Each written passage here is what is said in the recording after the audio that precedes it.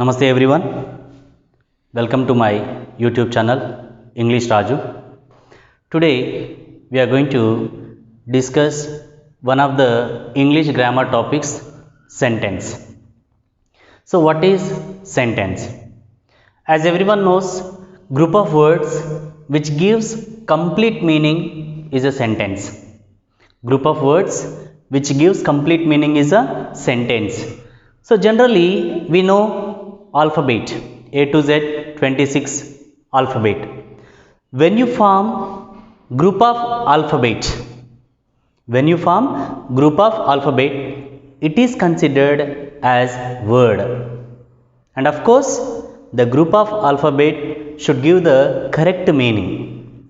Group of alphabet which gives correct meaning is a word. Same way, group of words which gives complete meaning is a sentence.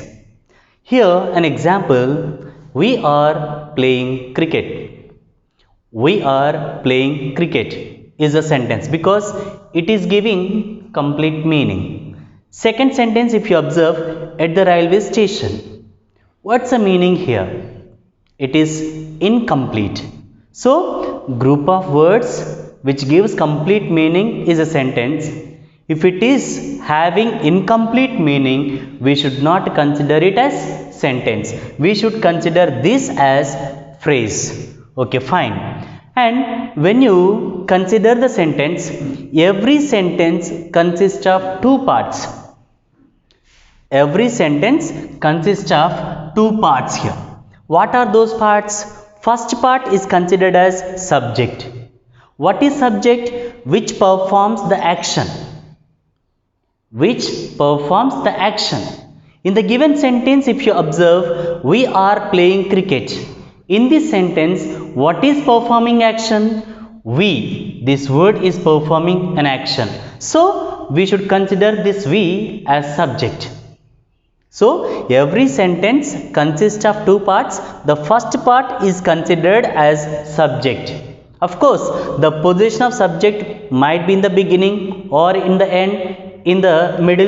It depends on the situation. But the definition of subject is which performs the action. Which performs the action.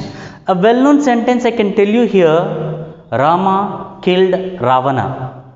So in this, who does the action? Rama. So we should consider Rama as subject.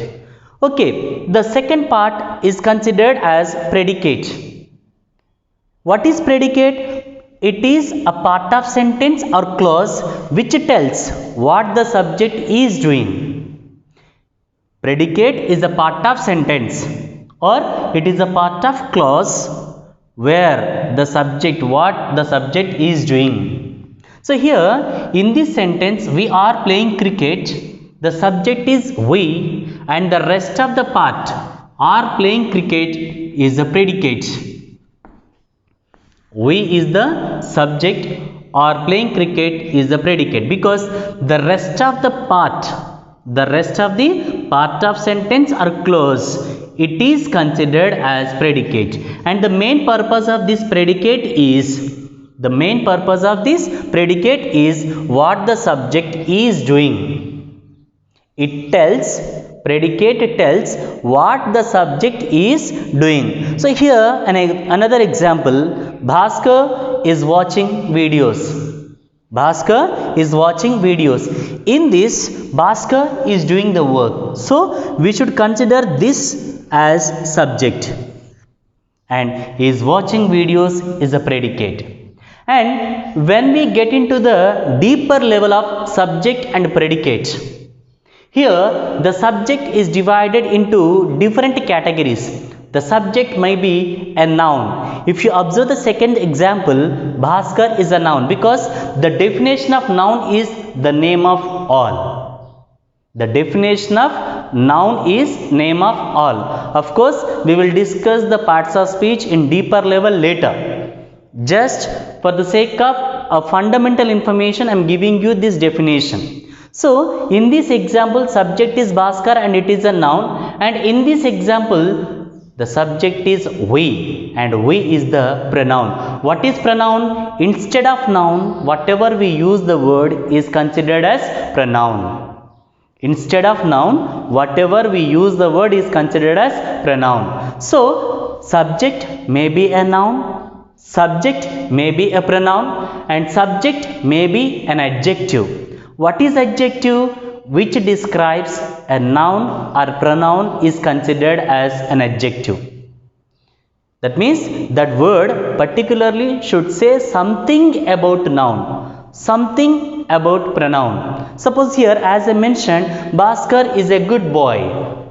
So here, good indicating the quality, or good is describing the quality of Bhaskar. So we can consider good as an adjective. So subject may be an adjective, subject may be a phrase, subject may be an infinitive, subject may be a gerund.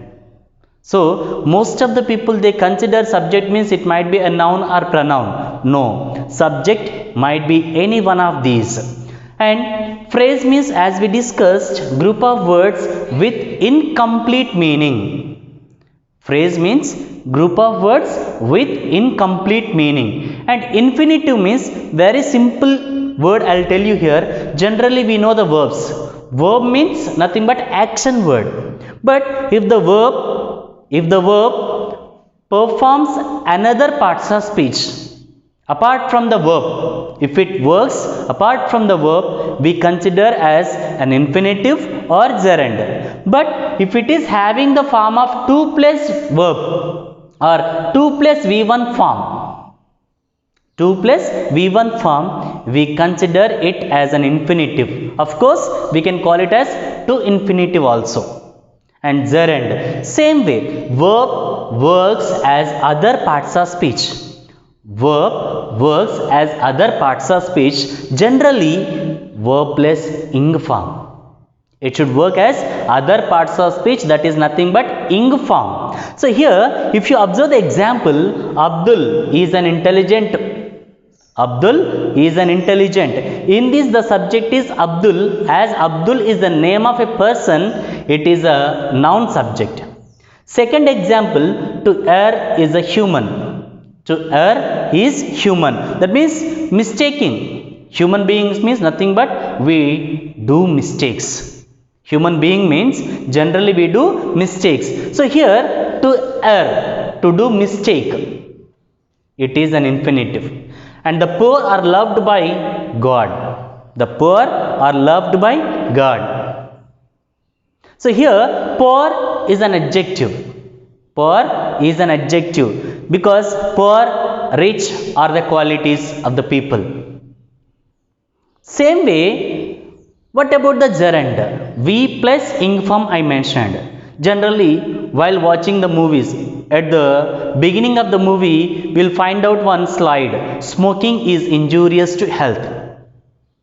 Smoking. Smoke is a verb. Smoking. When you get that word in the beginning of sentence, it is performing like a gerund because it is apart from the verb. It is apart from the verb. So then it is considered as a gerund. So we need to understand very clearly, subject might be a noun, pronoun, adjective, phrase, infinitive or gerund. Any one of these parts. Same way, when it comes to the predicate. What is predicate? It is also one of the parts of sentences or clause, but the main purpose of this predicate is it shows what the subject is doing. It shows what the subject is doing. And predicate also having some parts. It might be, or it is a combination of helping verb, object and a complementary. And what is helping verb? It shows the time. Just look at here, we are playing cricket. In this sentence, just remove this word are. We playing cricket. Do we know what is the correct meaning? We playing. It might be now, it might be last time, it might be future, we do not know. So there is no particular tense. There is no particular time because lack of are. Are is showing right now going on. So the helping verb, the main purpose of helping verb is it shows the particular time or it shows the particular tense. And how many helping verbs do we have in our English means there are 24 helping verbs. That we will discuss later. There are 24 helping verbs. What are those? Do, does, did, is, am, are, was, were, have, has, had, will, would, shall, should, can, could, may, might, must, had to, ought to, need not to, dare to, used to. These are the helping verbs which shows particular time, might be present time, past time or future time. And next verb, we know it very well, which shows the action. Object. So object means which receives the action of subject. Which receives the action of subject is considered as object. Suppose as I mentioned, Rama killed Ravana. In this, Rama does the work. Ravana received the work of Rama. So we consider Ravana as object. And remember always, object will be in two varieties, direct object, indirect object. What is direct object? Suppose an example, you gave me a presentation. You gave me a presentation. Here two objects there. One is me and the second one is a presentation. One is me and the second one is presentation. So both words considered as objects only. But me is the direct one, person, noun. So as I am the direct one, I should be considered as direct object. And what is given to me? A presentation is given to me. So this presentation is the indirect object. So objects are divided into two categories, that is direct object, indirect object, and complementary. What is complementary? It is generally an extra part, but it gives the beauty to sentence. It gives the beauty to sentence. Suppose if I tell you one example, I am teaching the class now. I am teaching class now. I, as I am doing the work, I is considered as subject. The rest of the part is considered as predicate. But in this, as I am doing the work right now, I am indicating about the present situation. So am is the helping verb. Teaching is my verb because that is my work. Class, it is receiving, so object. Now, it is an extra part. Of course, without now also, we can consider the sentence very meaningful. But it is an extra part, adding extra flavor to the related tense. Extra flavor to the related tense. So, as it is adding extra flavor, we should consider it as complementary. Generally, complementaries will be in the adjective form or in adverb form or any to plus noun or pronoun form. Suppose if I say I went to school. I went to school. Here I subject, went verb. To school, it is not an object because the action is not completed from subject to object. To, preposition plus noun or pronoun. Not only to, here we should consider any preposition plus noun or pronoun form. I went to school. To is a preposition, school is a noun. So we should consider to school is a complementary part. So these are the main fundamental points which we have to remember in a sentence. Once again, just I am going to revise it. Sentence means it is a group of words which gives complete meaning. If it doesn't give complete meaning, we should consider it as phrase. And generally, sentence, it consists of two parts. One is subject, which performs the action, and second one is predicate. The rest of part of sentence are clause, and it tells what the subject is doing and generally subject will be in the form of noun, pronoun, adjective, phrase, infinitive or gerund, and predicate will be having helping verb, verb, object and complementary. So these are the parts of sentences.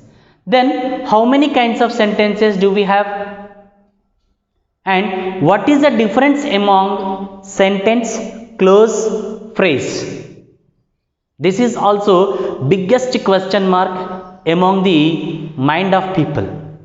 Once again, let me remind you, what are the types of sentences and what is the difference among sentences, clause and phrase? That we shall discuss in the next video. Till then, thank you all. Take care. Please